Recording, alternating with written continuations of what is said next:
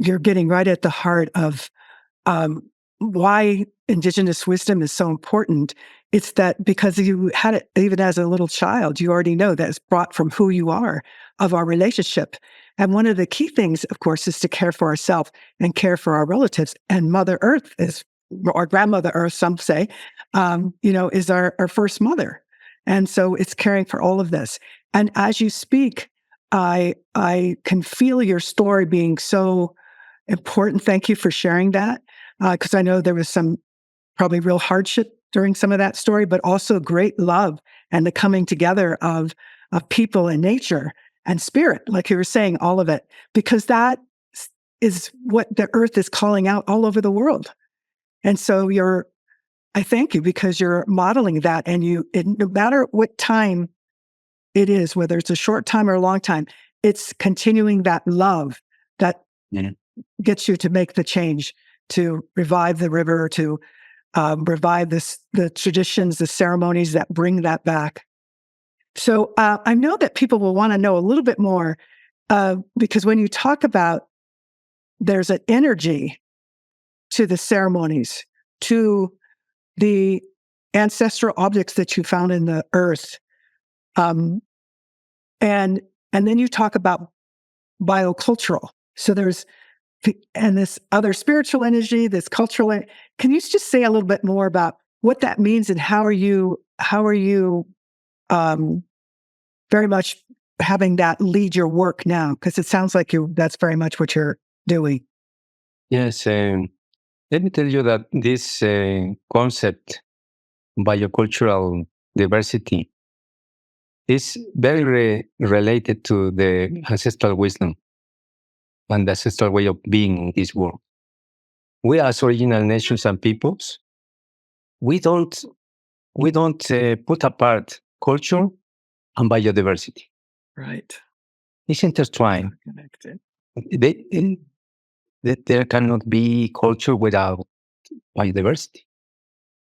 And actually, biocultural heritage, biocultural diversity is the coming together, especially with human species.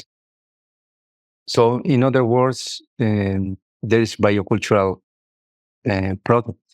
biocultural produce, not just in the landscapes or the landscapes, but also around some special species around the animals and plants. In the case of Mexico, we have so many, but I want to put into attention this being that we call corn, maize. That's simply. Or that, because this is a being. And how we can come together with other species is the most marvelous way. And this is beyond anthropocentric thought. Because in the anthropocentric thought, as scholars, scientists, we always say that humans, we are the ones who are the highest intelligent in the world. Superior, yeah. Superior and all of those. Yeah. That's not, it's, if we were living with nature, no, from nature. So we were living with Mother Earth, not from Mother Earth. As simple as that. And see how much we have lost. How many species in the world. But I want to go back to the corn as a sacred being. Because the corn before being a corn is called, it's just a grass. It's called teocintle. It's related to the God, to the energies. Teocintle is a being of God. But it's a grass. It's a grass that has very little, just like on the top, like some little grains, but very hard. In the anthropocentric thought, we say that we domesticated as humans, especially in this area in Mesoamerica, my ancestor domesticated. Is that what the scientists say? The corn. But we know that's true, but it's not the whole truth. Because also this grass domesticated us. Mm. The grass domesticated humans.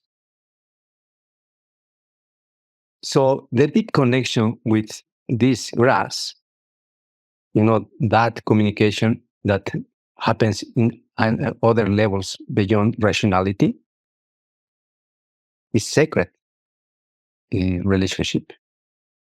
So that's how they became together. Actually, in our cosmovision, we are the children of the corn. You're the children of the corn? Is that what you said? Okay. Hijos del maíz, children of the corn. Yes. And my grandfather and all the elders used to say, don't touch the corn and don't disturb the corn after a certain hour before night, almost at dusk. Because this being goes also to sleep, let's say, to sleep in another way. The energies also have to sleep and we have to respect. It's a being.